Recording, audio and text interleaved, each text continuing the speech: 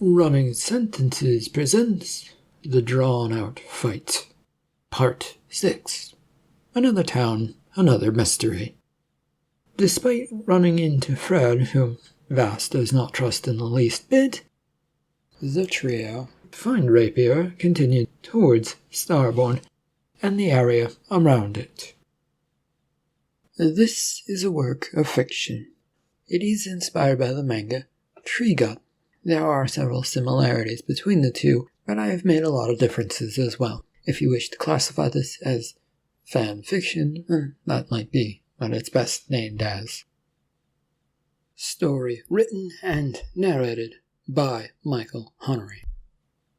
Copyright 2022. Michael Hunnery. All rights reserved. Fred stood across from Vass in the middle of the street. If it was high noon, it might have felt like a gun face-off. Instead, it was the middle of the night, with little to no light to show them in. The moon had hidden itself away behind some clouds, adding to the dark atmosphere, where only a few street lamps were lit. "Did you kill the people to get out of prison?" Fred limped his way forward there, their eyes still locked on one another as he came to a stop a few feet in front of him. "You think I would do that?" "Yes, I do, Mr. Fred." "Then you should shoot me, for I am a terrible person. I'm no killer, and you know something about the man named Rapier. You may claim you don't, but I can sense it on you. It is that dirty air around you, and that way you killed without a second thought. Only he would hire someone like that." "I wasn't directly hired by a man with that name, but you will believe what you will believe. So what do you want to do now?" "Start talking and explain things to me, then." "You want me to tell you everything that I know, without doing anything for me in return? It's not very nice." "Ideally, yes, it is." "No can do." "Then I'm sure the cop in this town would love to hear about an escapee coming into town." "If there is one." You can take that chance if you wish, or tell me how you got here so fast when you are walking with a limp." They stayed where they were, across from one another, neither moving. It was a game of who would move first, threw the whole situation out of whack.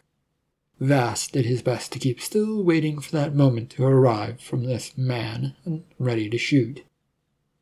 It's rather simple. There was someone headed out of that little hell-hole by car. I merely caught a ride as far as I could, then walked a bit, and then caught another ride until I was thrown out, and managed to walk all the way here. I wasn't terribly far behind you the whole time." The story was believable, which annoyed Vass, since it made it seem like this man potentially could not be working with his brother.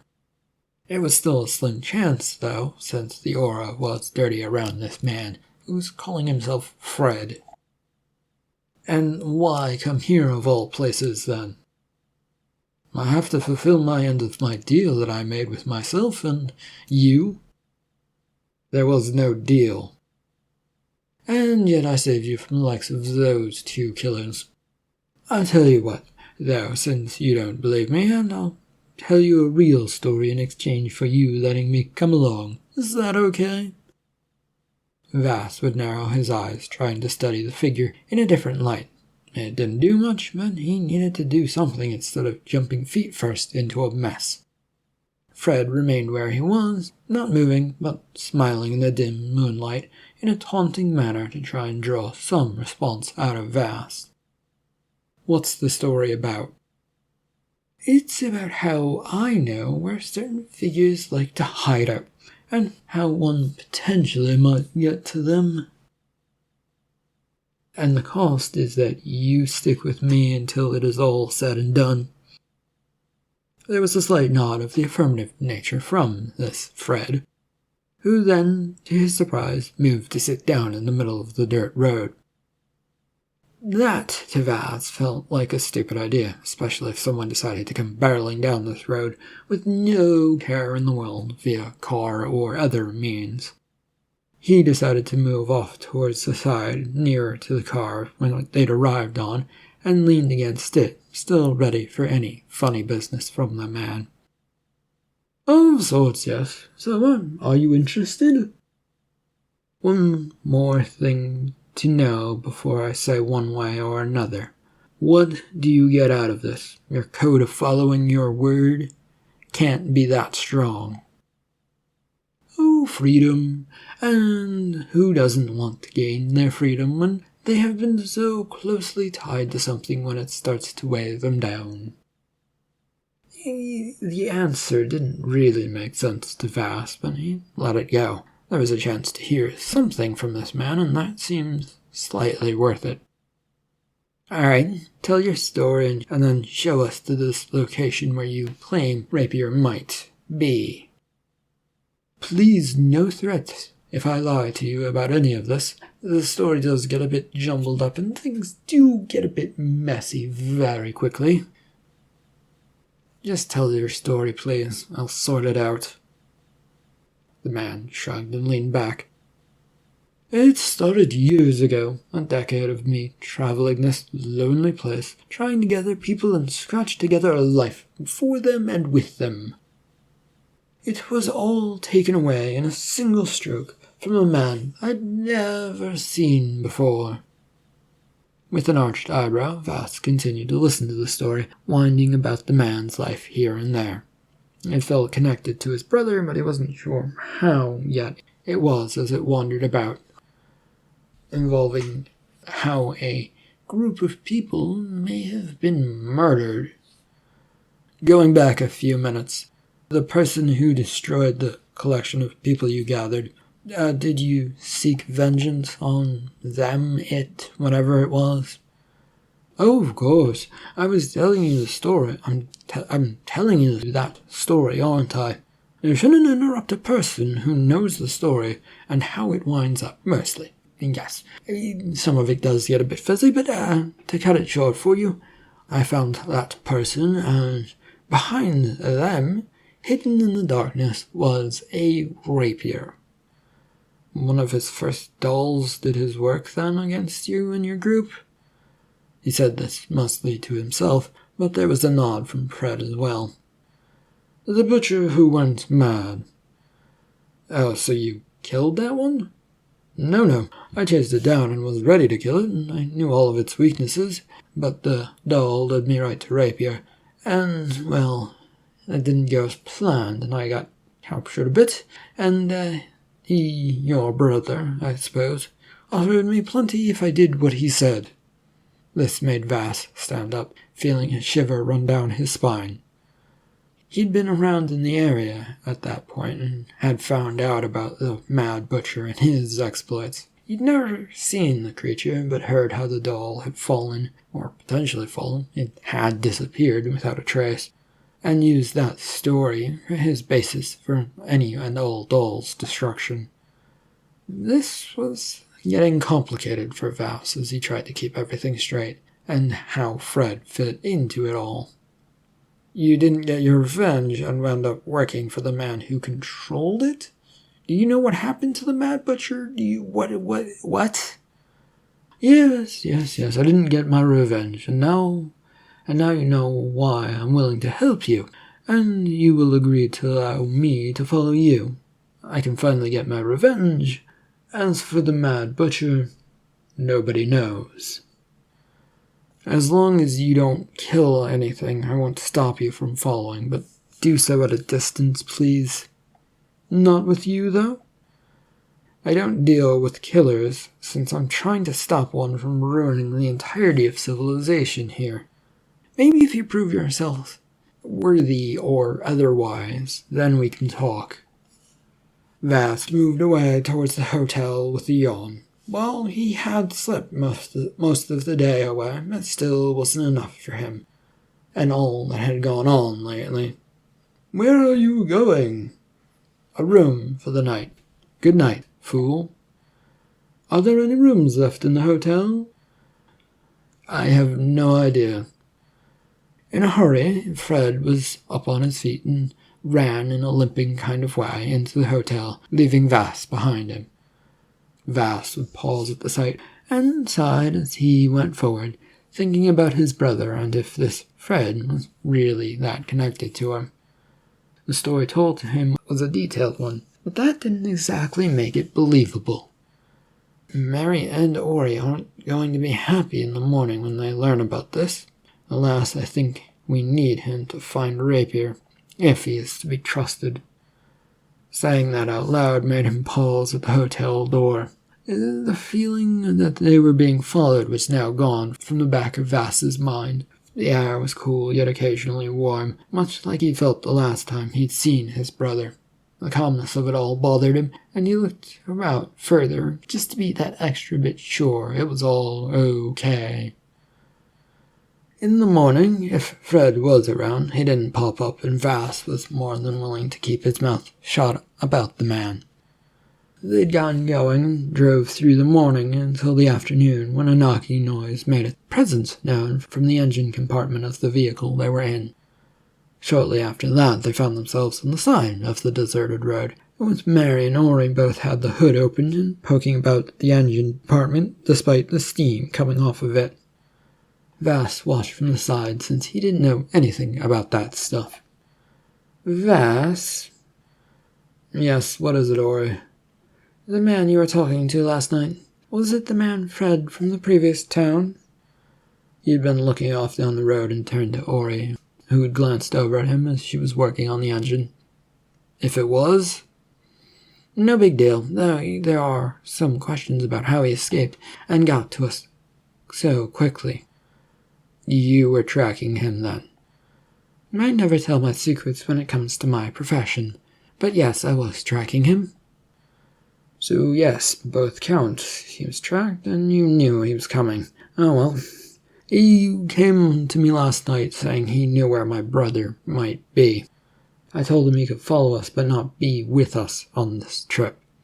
However, this morning he was gone and wasn't around. I didn't bother checking any of the rooms, so I don't really know where he might be. Mary came out of leaning inside the engine compartment and looked at him solidly. Why would you not bother with looking for his room? We don't have time to waste. And you two probably would want to arrest him and throw him in a local jail. He is escaped from a prison, after all, and you are the police.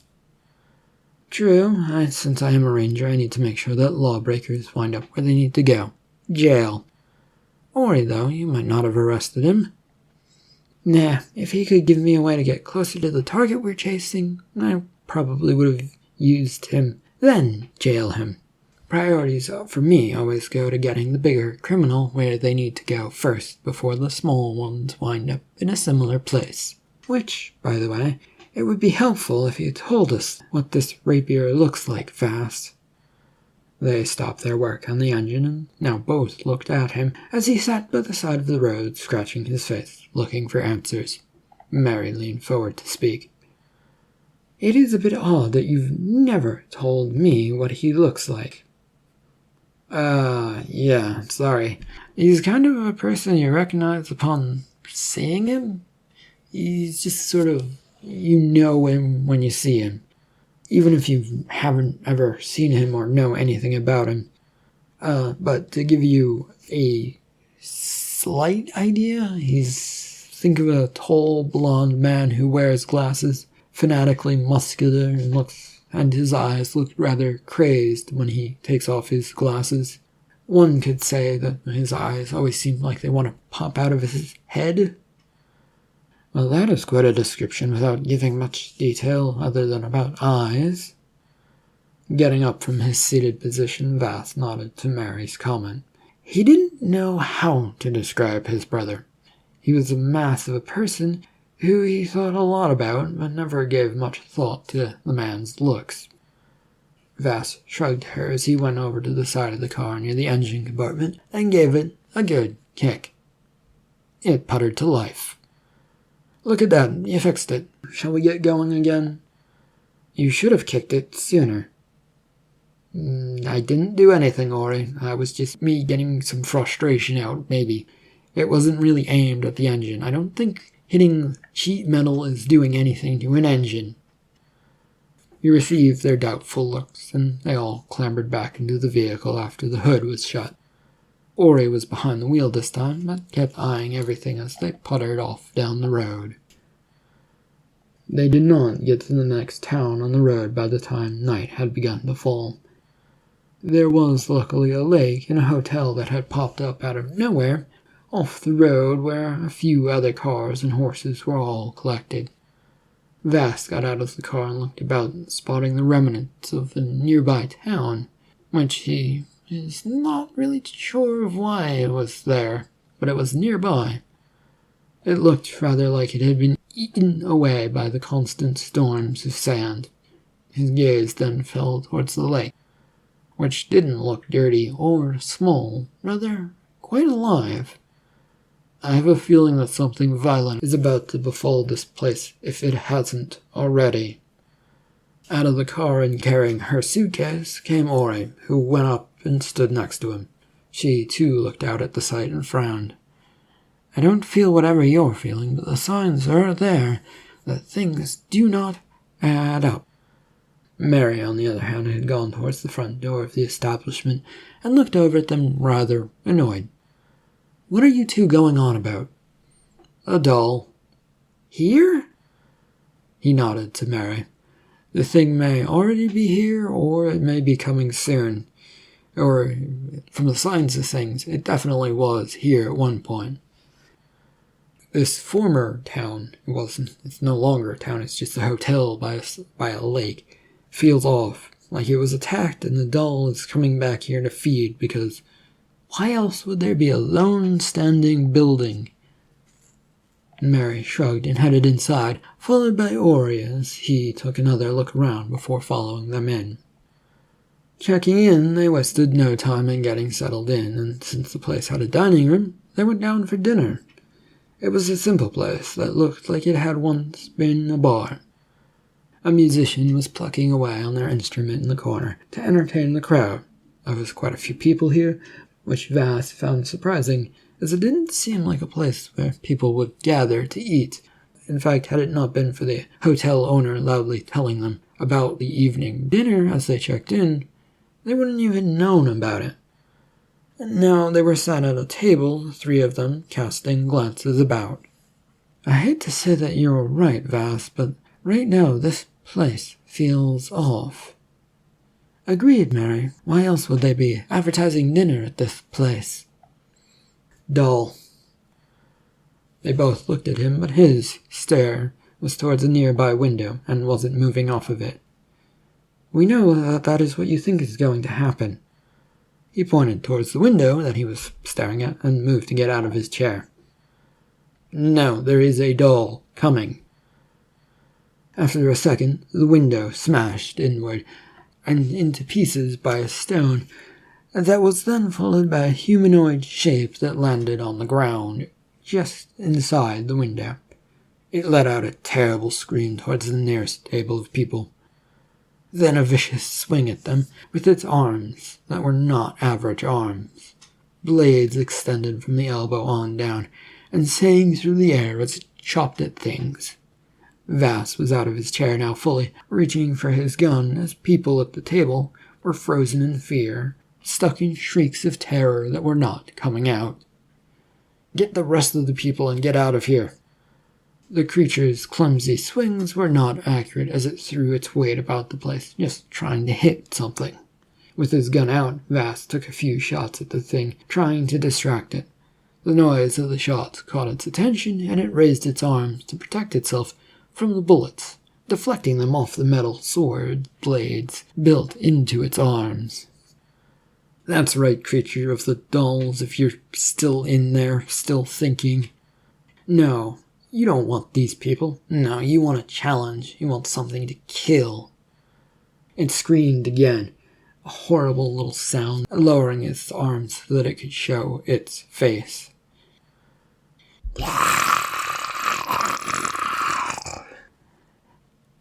Where a face should have been, looked like it was covered in a grimy grey cloth with black patches where its eyes and mouth should have been. How do you take down a doll, Vath? You have to destroy its gems, or one of the other people who's in possession of the controlling gems. Someone around here has a variety of them on them, and is letting them operate here. But get these people out of here first, then worry about that. The doll had begun running towards him, swinging its sword arms wildly about as people screamed and tried to run away. To try and distract it some more, Vath shot his gun a few more times, while moving towards the stage. The musician was long gone, having fled, and so he jumped up onto the small stage.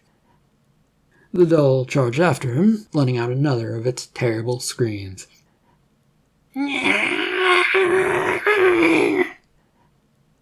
The arms slashed at him when he got close, and he moved once again, trying to get out of the way, but the doll seemed to be learning as the blows were now coming closer and closer to him. Are you still in there, doll? Give me your name. It jerked its head towards the sound of his voice, and began heading in that direction. He let off another shot to distract him. He wanted to get closer, but with those blades, getting close without getting hurt was going to be a big problem, and he'd rather not get hurt. The room still wasn't empty of people as he jumped off the stage and tried to skitter away a bit. He was looking about for either Ori or Mary. Both of them were busy trying to get people out, and his wandering eyes found the broken window and began running straight for it.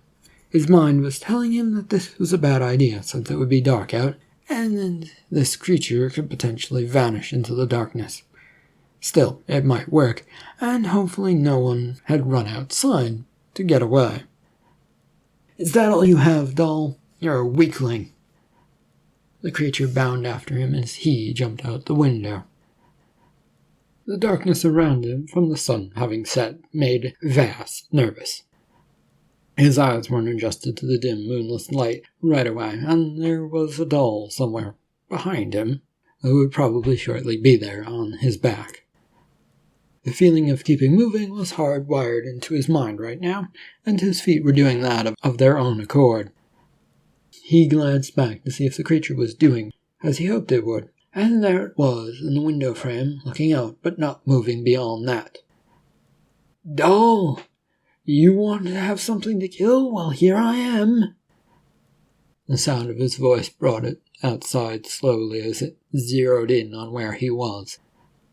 It was silent, though, as it kept moving towards him. A plan began to formulate in his mind. Keep quiet and let it wander towards him, and then move out of the way and shoot it in the chest when he got the chance. This all went out the window in a gallop, though, as it ran towards him, its arms swinging wildly away, not giving him the chance to plan any further.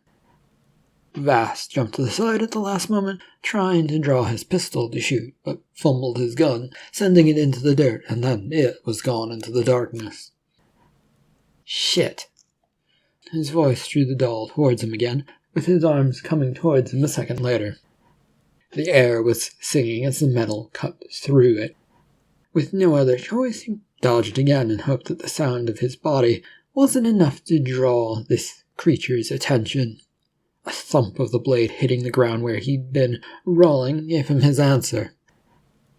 Vath would jump to his feet a second later, trying to go for his second pistol, and hoping to see exactly where the doll was in front of him. It wasn't in his line of sight, so he ducked into a ball and hit the ground, hoping to roll away from any attacks that might be coming from behind. His mind was now frazzled, and refused to think of anything other than, "Behind you!" What's it doing? Attacking me and using whatever sound I try and make to kill me. Vath shouted that towards Mary, who was near the sidewalk in the hotel. Another thud of the blade meeting the dirt made him jump as it landed not too far away from his foot. Is this one of those fabled dolls? Yes, I believe it is, Ori. Huh, looks rather ugly. Vath kept trying to get out of the way as the strikes against him kept his feet moving, and as he was trying to pay attention to his two associates and trying not to make too much noise. He said to get out its chest, but I can't really see much in this light. Ori, can you get some sort of light? On it. He fought off another attack, this time the sword arms nicking at his jacket, the blade not catching anything, but still he could feel a blow against his arm. Vass winced in pain and tried to dodge away again. What are you two doing? Trying to help, but it will take a few seconds. Please hold on. Another heavy flurry of blows came his way. These ones were not as close, but he still had to skip his way back a few feet to avoid them as the doll came charging forward. It let out another horrible screech.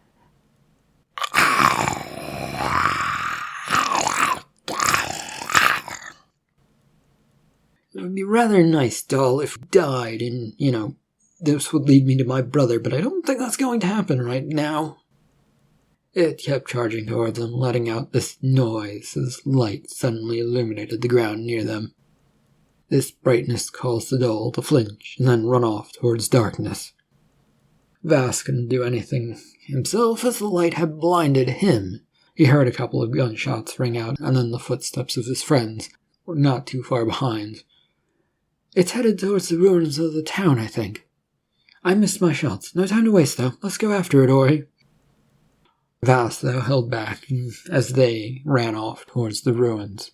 His failure to move did not stop them, and his associates just ran off ahead of him without much thought.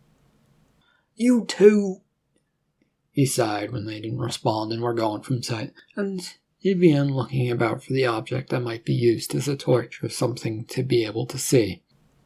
They would need light, and the spilled gas in the ground from the can that Ori had lit wasn't going to help them out. A customer came out of the hotel looking about scared, flashlight in hand, flashing it about, and upon seeing that, screamed, dropped it, and ran back inside.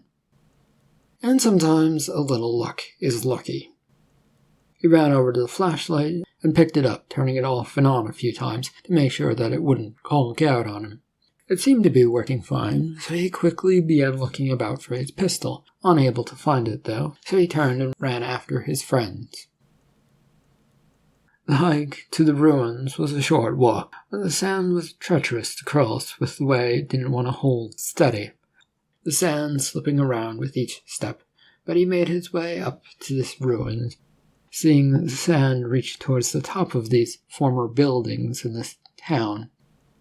A flash of his new flashlight over the area revealed a quiet space empty of all beings. Mary, Ori, where did you two go? It was silent, and he stumbled his way forward, trying to keep his feet under himself. Every step felt like the sand wanted to drag his feet down into it and bury him. Though Vass kept pushing on, casting his light where he could and hoping to get sight of anything as he fought against the sand. Doll creature, are you there? Here? Where? He kept walking when no answer came and kept sweeping the beam of light around himself. Nothing was popping up and no screams came out of the night. He wondered if they had gone back towards the hotel and looked that way. There was activity and some soft noises from that direction, but it was not giving much of an impression of awfulness to it. Vass! He jumped and spun about using his flashlight, and the beam landed on a shop where the sand was falling in towards a window on the top floor. The light illuminated Mary's eyes where a window was, and where the sand was headed into. What's going on? Do you need help out of there? No, come in! Before she had even said this, he was headed towards her, trying to keep his balance and figuring out how to get her out of there. His feet kept sliding into the sand, which pulled him down, and then towards the window, which was thankfully open so he didn't smash through it. He was also unable to stop himself, so he curled up and hoped for the best as he went towards it. Vass would slip through the window space with Mary jumping out of the way as he came crashing into the room, his flashlight illuminating a lit room which looked much like a bedroom would. When he came to a stop on his butt on the floor, he looked about the space to see what was going on, but Mary had grabbed a hold of him and began pulling him up. What is this? We followed the thing here, the doll. You'll be surprised what we have found. Up on his feet now, she pulled him towards the door, and he let himself be pulled out of it. Just outside of the room, they would find Ori, staring down at the end of a hallway. She glanced at them at the sound of the door opening, and put her finger to her mouth the second she saw them. It's down in the lobby area, feeding on remains, I think. We might have a drop on it before it's able to restore part of itself, maybe? Does it do that? Never seen such a thing, but I wouldn't rule it out either. The three crept their way forward to look down on the lobby below.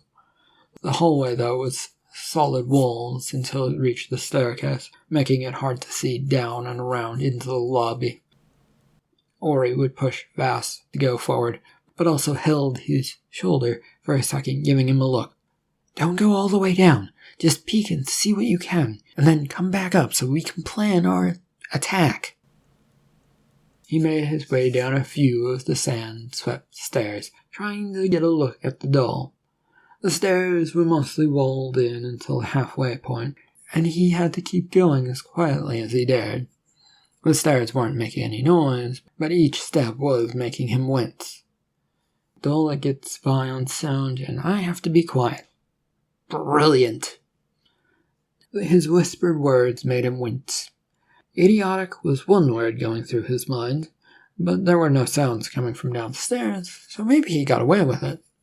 His slow walk kept going until he could see around the side wall that would block the view of the stairs downward. It had the appearances of a hotel lobby, but empty and rather sandy. He was expecting it to be a dark room filled with sand, but it was not. Or, well, it was partially. In fact, he was so thrown off that he glanced beyond the lobby and could see clearly out into the street beyond. There were lights coming from out there. To this, a familiar sinking feeling came to him that he'd seen something like this before, then shook it away. He was supposed to be looking for this doll, not reminiscing about the past. He saw what looked to be a carcass of something not far off from the bar, the jagged white bones giving him an indication that the creature, the doll, had been here for a while, plus the smell wasn't a pretty one. There was no further sign of the doll that he could see, so Vass did one more careful look around before beginning his retreat back up the stairs. He still kept quiet as he could when on his way up, sped up his pace a little bit. Walking around slowly wasn't going to help. Doll didn't care one bit whether he was going slowly or fast. If it could hear them, it was going to come after them. And if it didn't, well, then it was getting away. The expectant faces of Ori and Mary greeted him as he topped the stairs. It wasn't down there. Where did it go? No idea, Mary, but we have to go down there to the underground and find it before it pops up elsewhere. Agreed? It sounds like you know what this kind of place is. Like, I looked down there and it was very weird, but you seem to have okay with it. He nodded his head yes and then no to Ori. It wasn't simple to sort out an answer for her in his mind without it sounding like he was spilling out random words. The thing of it is my search for my brother, I've just seen something similar from when humans arrived on this planet. What do you mean? You can explain how humans came to this planet? Mary's odd look was mirrored by Ori as they both looked rather incredulous that he'd said something weird. Well, there was a bunch of spaceships, and then they crashed onto this planet. And on those spaceships were humans. That's how we all got here, right? That doesn't explain how there is a layer of sand, and then things are perfectly fine downstairs, with the sand being held up. He nodded to Ori. He couldn't really answer, but he decided he began moving back downstairs. We can talk about it on the way to finding the doll. If it doesn't find us first, we have to go find it before anything bad happens. Being not so sneaky, they went down the stairs, and a bit of a clatter and came to a stop in the lobby. A look about to see if they'd attracted the doll's attention showed them now that they had not. Vass pushed his way onward towards the door. So, what we see out there is possible because of technology. Someone, I don't know who, built a machine that was able to support stuff near the surface without having to put up much support structure, so that you could have a layer of dirt and then free space underneath it. Why would they do that? Why not just build what's needed? Ori, it's done, I believe, so that if the ground they're on doesn't support weight being put upon it, you can easily live there for a while anyway. Also, the added advantage, from what I've seen on the matter, is that if the atmosphere up top is hostile, but it's kind of nice just below it, you can still live there, I guess. He moved towards the door, hoping that they would believe him. What he said was true, but he also knew more than he was saying. Explaining it all, though, was a rather puzzling thing he wasn't ready for. The fact that he'd been aboard one of the crashing ships, well, that was best left unsaid for now. Now that you know that this place will survive as long as the machine isn't broken, we can go look for the doll. So let's go do that. He took a few steps across the lobby with his eyes on the lookout for any signs of trouble. His two associates, though, seemed stuck near the stairs, still studying things, and with a look of disbelief. But as long as they were together, they should be fine in a fight. The flickering of street lamps that lit the road up and down, covering the small, squat town of 1,000 or so feet, made for a sight. Vass looked up and down as he stepped out onto the road, even glancing up for a moment to see the pulsing blue shield of things above him, holding back the above sound. He then concentrated on trying to find the doll, who had left no trace of itself behind that he could see. Any idea where it is? Mary and Ori stood in the doorway to the hotel and looked in either direction for the creature. Their stances were defensive in nature and allowed them to go either inside or outside of the hotel should an attack come. No idea if it is, Mary, but I only have your word so far that it came here, and of course that blood-stained corpse in the hotel is proof that something has happened here. Ori, now would be a good time for you to track this thing? Their associate took a step out and looked about for herself. Her gun, an old-fashioned pistol held carefully so that it wasn't pointed at anyone. Once out on the road, though, she knelt down and took a look at the road, her fingers tracing some sand, looking to see what it had to offer. What do we know about this doll, Mr. Vass? Strong, arms made of sword, howls or screams, and he eats people, potentially. Walks and runs like a normal person, though. Vass nodded to Mary's contribution and then looked back to Ori. We will head this way, then. I don't think it is traveling on the road, but it is probably using buildings near where the ceiling is to this weird contraption place, and it's using that to get around. She pointed towards the hotel where they'd come from, and there was an awning that hung over the sidewalk out in front of it. Vass spotted the signs that something, having grabbed at the awning and tried to, with stabbing motions into the wood awning. All along the buildings, on both sides of the first floor, there were stab marks and marks of red. Mary took a few steps out of the doorway to get a look for herself at the other buildings and to see these marks. We know it's staying up high, but not where it's staying, so keep a lookout. The two nodded and let Ori wander further out onto the road, looking for any signs of it. Any way we can figure out where it is, or...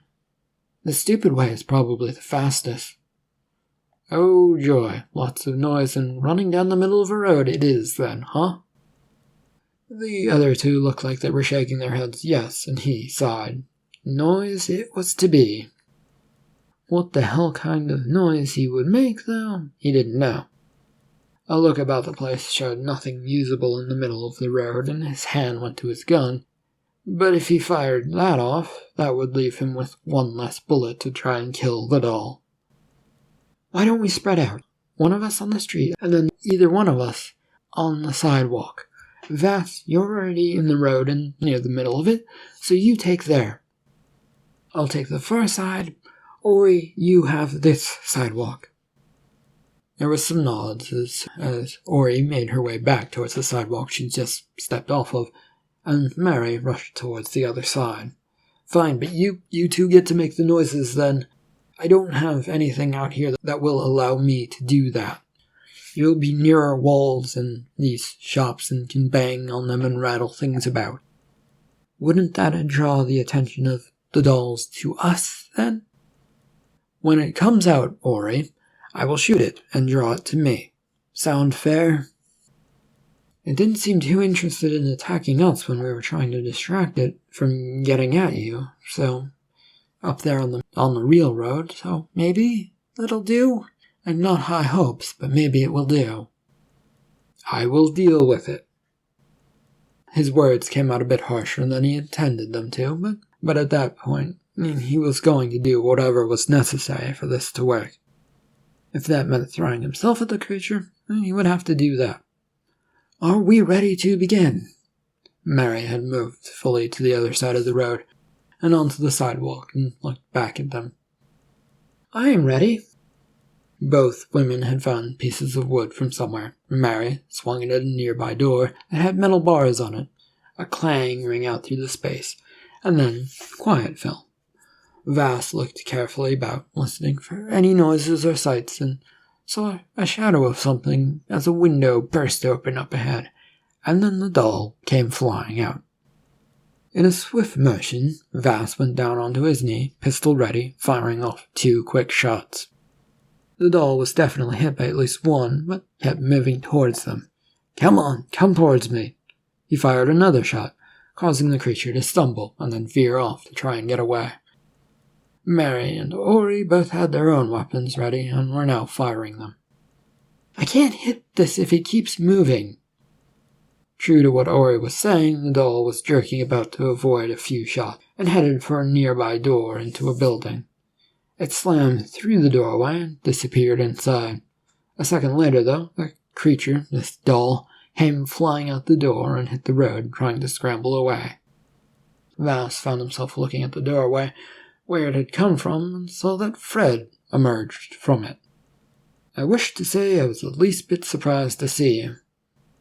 I heard some terrible things were going on here. Glad to see my instinct had paid off. The doll rose to its feet with the 2 men distracted and began crawling away. But it didn't get terribly far. Its movement drew everyone's attention and guns began to fire at it until it stopped moving. When the shooting did stop, Vass approached carefully to see a collection of gems inside of the blown-apart carcass. What are those, Vass? Well, it's the power source. Fuse them with some sort of energy and arcane magic, and it brings these dolls to life, Ori. I don't understand how it completely works. But if we destroy these gems, it can no longer operate. To us, it looks like destroying the carcass did most of the work, though, Vass. Yeah, Mary, that is true. Just in case, though, killing what's powering it, probably a good idea. We should keep one of the stones, and maybe it will help us find other dolls, or maybe your brother. Your lady friend, you said her name was Ori, is right. With the loose gem in the big city, it might lead us somewhere. Vass glared at Fred, who picked up one of the gems after coming over and tossed it up and down in his hand. Where exactly are you planning to take that? No idea, but we will find things out without a doubt when we go to the big city. It's the best we've got right now. A glance over at Ori, who had said this, showed that she had also picked up one of the stones. Mary, too, had come over and picked up another. With a sigh, he got the rest out and began smashing them under his heel. End of part 6 of the drawn-out fight. Thank you for listening.